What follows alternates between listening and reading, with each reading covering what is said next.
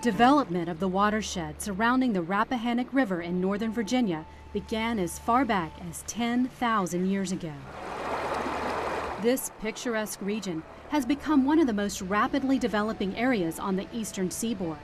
And before the economic boom could encroach on the scenic river, John Tippett stepped forward with a vision and a plan to protect the river he loves. 12 years ago, when I left consulting and found this organization called the Friends of the Rappahannock, which was a perfect fit for the way I thought and what I wanted to pursue, it's been a great match. He came to Friends of the Rappahannock with a vision. He took a major pay cut because he felt his calling was to try to lead a river protection group and be a model for the rest of the country in the right way of doing business.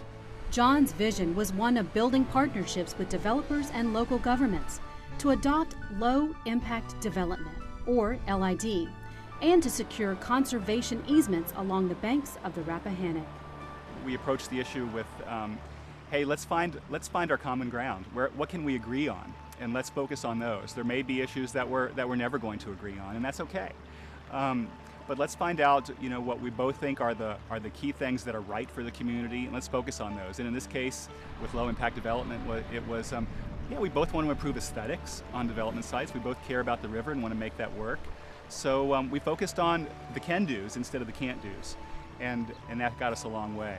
The Friends of Rappahannock has taken a very proactive role with John's leadership in identifying ways that we can implement practices within our development that can achieve that goal. But ultimately, we know that we live here, our kids will live here, and that it's our environment as much as it is theirs to protect. The county being able to partner with John allows us to have extra flexibility and extend our staff and do things that we normally wouldn't be able to do. One of John's first projects when he joined Friends of the Rappahannock was spearheading the removal of the Embrey Dam, thus restoring the flow of one of the longest free-flowing rivers and returning the ability of native fish to spawn on the river. And normally taking down a dam frees up a few miles of river. This freed up over 700 miles of river and tributary for the first time in over 150 years. That makes it really special. For John to build these partnerships, the first building block is education.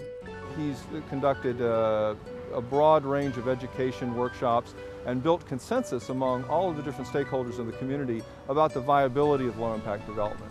John Tippett and Friends of Rappahannock were instrumental, and probably the greatest thing they did for us was education of the public and building up public support for the easement. We have three main goals in our programs: advocacy, restoration, and education.